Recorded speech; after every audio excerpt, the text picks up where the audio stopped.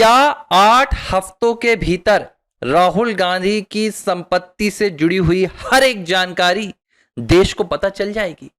क्या राहुल गांधी वाकई में दुनिया के सबसे अमीर परिवारों में से एक हैं?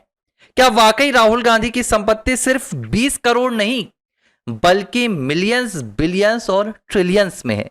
ये वो सवाल है जिनका जवाब 8 हफ्तों के भीतर इस पूरे देश को पता चल जाएगा, क्योंकि अदालत ने इस पर मुहर लगा दी है। पूरा मुद्दा क्या है, वीडियो के आखिर तक जुड़े रहिएगा, सब कुछ बताऊंगा। नमस्कार, एबीसी हिंदी न्यूज में आप सभी साथियों का स्वागत है। मैं हूं आर मोहन तिवारी। 6 मई को सुनवाई हुई। कहां पर? लखनऊ में, इलाहाबाद हाईकोर्ट की लखनऊ बेंच में। याचिकाकर्ता कौन थे? विघ्नेश शिशिर। वही विघ्नेश शिशिर जिन्होंने राहुल गांधी की ब्रिटिश नागरिकता वाले मामले में लगभग एफआईआर का आदेश पारित करवा ही दिया था, लेकिन बाद में थोड़ा सा वहां पर खेल पलट गया। 6 तारीख को उन्होंने अदालत में बहस की, अच्छी खासी बहस की, लंबी बहस की। यहां तक कि जज साहब जो जस्टिस राजेश चौहान थे, उन्हें कहना भी पड़ा कि भाई बहस तो उन्होंने बहुत अच्छी की है और उन्होंने विस्तृत जानकारी दी है। इस बहस के बाद जो सीबीआई और इनकम टैक्स के वकील थे, उन्होंने कहा कि हमें थोड़ा सा वक्त चाहिए, तो अगली तारीख मुकर्रर की गई थी 12 मई की, जो थी पिछले दिन की। 12 मई को अदालत में क्या हुआ, इसे लेकर हर कोई जानना चाह रहा था कि क्या अदालत ने राहुल गांधी के खिलाफ फैसला सुनाया? क्या अदालत ने राहुल गांधी की आय से अधिक संपत्ति के मामले में जांच का आदेश दिया? यह कहीं भी अभी खबर मिल ही नहीं रही थी किसी को। तब मैंने विघ्नेश शिशिर से जुड़े हुए सूत्रों से इसकी जानकारी निकाली, और जो जानकारी सामने आई है उस जानकारी ने पूरी तरह से हिलाकर रख दिया है। हमारे विघ्नेश शिशिर जो लगातार इस पूरे मामले को उठाते आए हैं, कुछ सिक्योरिटी रीजन से अभी वो मीडिया के सामने नहीं आ पा रहे हैं, वो प्रेस रिलीज नहीं भेज पा रहे हैं, और उन्होंने जब तक उनके लिए सिक्योरिटी का पूरा प्रबंध नहीं हो जाता है, उन्होंने ये कोशिश की है कि वो किसी से संपर्क में ना रहे। लेकिन उनसे जुड़े हुए सोर्सेस जो विघ्नेश शिशिर के संपर्क में हैं, गोपनीय सोर्स, उन्होंने बताया है कि 12 मई को अदालत ने यह तय कर लिया है। सोर्सेस बता रहे हैं कि फैसला बस आना बाकी है, लिखित ऑर्डर आना बाकी है, लेकिन अदालत में यह तय हो गया है कि राहुल गांधी की संपत्ति से जुड़े हुए मामले में ना सिर्फ सीबीआई, ना सिर्फ ईडी, ना सिर्फ इनकम टैक्स, बल्कि गृह मंत्रालय, विदेश मंत्रालय समेत एसएफआईओ भी पूरे मामले की जांच करेगी, और 8 हफ्ते के भीतर, यानी कि आने वाली 20 जुलाई तक, 20 जुलाई से पहले इस पूरे मामले में जांच कर एक रिपोर्ट तैयार करेगी।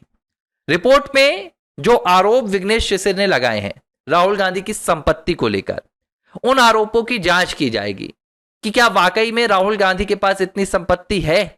क्या वाकई में राहुल के खिलाफ जो विघ्नेश शिशिर ने सबूत पेश किए हैं या दस्तावेज दिए हैं वो सच हैं? इस जांच के बाद अदालत में रिपोर्ट पहुंचेगी, और फिर रिपोर्ट देखने के बाद अदालत यह तय करेगी कि क्या राहुल गांधी के इस मामले में सीबीआई एफआईआर करेगी, सीबीआई जांच करेगी या नहीं करेगी। लेकिन उसके पहले ही अदालत ने एक लिहाज से जांच के निर्देश दे दिए हैं। अब जांच की जरूरत क्यों पड़ी, आप यह समझ लीजिए। इसकी शुरुआत होती है विघ्नेश शिशिर के द्वारा रायबरेली में एक शिकायत के द्वारा। विघ्नेश शिशिर ने जब ब्रिटिश नागरिकता वाला मामला उठाया राहुल गांधी का, तो उन्होंने सिर्फ यह नहीं कहा था कि राहुल गांधी के पास ब्रिटिश पासपोर्ट है, राहुल गांधी के पास ब्रिटिश नागरिकता है या ब्रिटिश वोटर कार्ड है, बल्कि विघ्नेश ने अपने आरोपों में यह भी बार बार दोहराया कि राहुल की ब्रिटेन में संपत्ति भी है, और सिर्फ ब्रिटेन में ही नहीं, दुनिया के अलग अलग देशों में भी राहुल गांधी के पास संपत्ति है। और इसे लेकर तो विघ्नेश ने पिछले कई समय से हिंट भी दिए थे, संकेत भी दिए थे। आखिरकार उन्होंने रायबरेली में जाके चुनाव आयोग के सामने, चुनाव अधिकारी के सामने, वहां पर बकायदा एक शिकायत उन्होंने सबमिट की थी, जिसमें उन्होंने राहुल की हलफनामे में दी गई संपत्ति को गलत बताया था, और उन्होंने कहा था कि भाई राहुल गांधी का चुनाव यहां पर रद्द किया जाए क्योंकि उनकी संपत्ति ठीक नहीं है। बाद में उन्होंने इसी मामले को अदालत में चुनौती दी थी, और पहली बार में ही मामला अदालत में एडमिट हो गया था। अब विघ्नेश की जानकारी कहती है कि भाई अगर राहुल ने ब्रिटेन में संपत्ति अर्जित की है, अगर उन्होंने ब्रिटिश नागरिकता वाले में राहुल गांधी का ब्रिटिश होम, उसका एड्रेस दिया है, ब्रिटिश कंपनी का एड्रेस दिया है और शेल कंपनीज का एड्रेस दिया है, तो जाहिर सी बात है कि राहुल ने इन संपत्तियों का तो भारत में कोई ब्यौरा दिया ही नहीं है। तो एक तो यह सीधा सीधा मामला है। इसके अलावा एक सील बंद लिफाफे में विघ्नेश ने अदालत को जो फाइल दी है, उस फाइल को लेकर रिपोर्ट्स कह रही हैं कि इस फाइल में राहुल के खिलाफ जो संपत्तियों का ब्यौरा है, जो संपत्तियों की जानकारी है, वो कोई 100-500 करोड़ की नहीं है, 1000-2000 करोड़ की भी नहीं है, 1 लाख 2 लाख की भी नहीं है, बल्कि लाखों करोड़ों की बताई जा रही है। एक रिपोर्ट में यह तक कहा गया है कि राहुल के पास 10 ट्रिलियन डॉलर की संपत्ति है। 10 ट्रिलियन डॉलर, यानी कि अगर आप इसको रुपयों में देखोगे तो यह करीब 86 लाख करोड़ रुपए होगा 1 ट्रिलियन का। ऐसा राहुल के पास 10 आंका जा रहा है।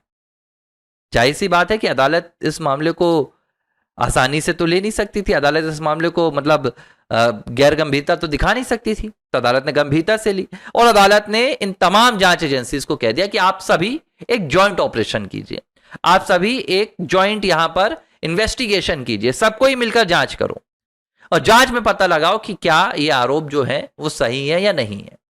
अब होगा क्या, 8 हफ्तों के भीतर, अभी चल रहा है मई जून जुलाई, मतलब जुलाई 20 से पहले एक रिपोर्ट पहुंचेगी। अब इस रिपोर्ट में राहुल की संपत्ति आय से अधिक अगर पाई गई तो सीधी सी बात है ये सभी, चाहे फिर ईडी हो, सीबीआई हो, इनकम टैक्स हो, राहुल के खिलाफ मामला दर्ज करेंगी।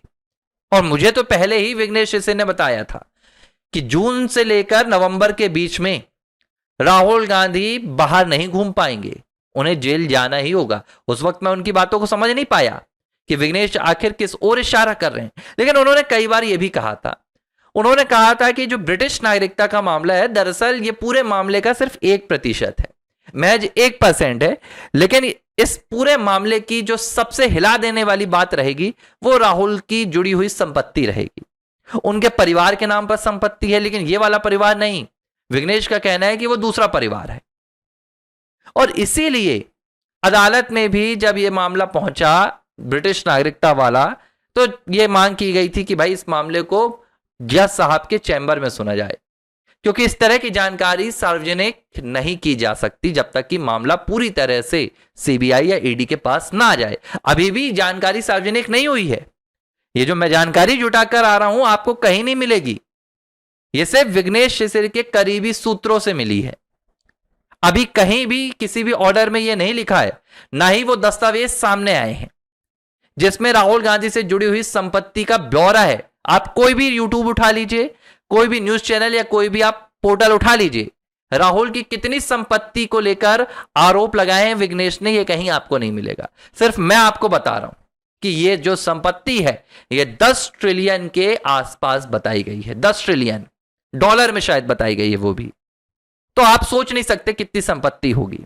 मैं आपको एक बार और कंफर्म करके बता देता हूं। चलिए, मेरे पास तो एक रिपोर्ट पहुंच चुकी है, हालांकि मैं अभी ये आपको नहीं बताऊंगा ये रिपोर्ट कहां से आई है, लेकिन इस रिपोर्ट में 10 ट्रिलियन डॉलर, हां जी 10 ट्रिलियन डॉलर की संपत्ति बताई गई है। अब सोच लीजिए आप, क्या वाकई में यह संपत्ति राहुल देश से कमाए हैं या कहीं और से कमाए? जाहिर सी बात है राहुल गांधी के पास कोई सोर्स ऑफ इनकम नहीं है, जो भी उनकी संपत्ति होगी वो इसी देश से कमाई हुई होगी। राहुल क्यों विदेश जाते हैं, विदेशों में उनकी फंडिंग कौन उठाता है, ये शायद कोई नहीं बता सकता, लेकिन मेरे पास जो जानकारी पहुंची है उसमें यह बताया जा रहा है कि राहुल की कमाई विदेश से भी होती है। और यह कमाई कैसे होती है?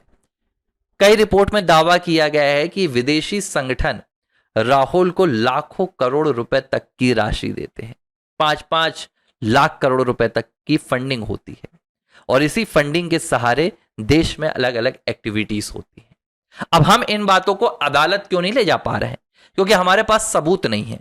सबूत किसके पास है? सबूत है विघ्नेश सिसोदिया के पास, और उन्होंने इन्हीं सबूतों को आधार बनाकर अदालत में राहुल गांधी के मामले में चुनौती दे दी। वरना आप सोचिए, मैं अगर प्रधानमंत्री नरेंद्र मोदी के खिलाफ बोलूं कि भाई पीएम मोदी की तो अरबों की संपत्ति है और मैं अदालत में केस लगाऊं, तो क्या वो केस एडमिट हो जाएगा? नहीं होगा।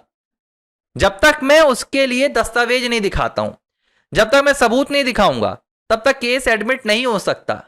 यही राहुल गांधी के मामले में हुआ है। तमाम दस्तावेज दिखाए गए, तमाम सबूत दिखाए गए और केस एडमिट हो गया। तो सिर्फ अब 8 हफ्तों का इंतजार। इन 8 हफ्तों के भीतर राहुल गांधी की संपत्ति से जुड़ा हुआ एक एक दस्तावेज इलाहाबाद हाई कोर्ट में जमा हो जाएगा। ABC हिंदी न्यूज, आज ही जुड़िए हर खबर के साथ।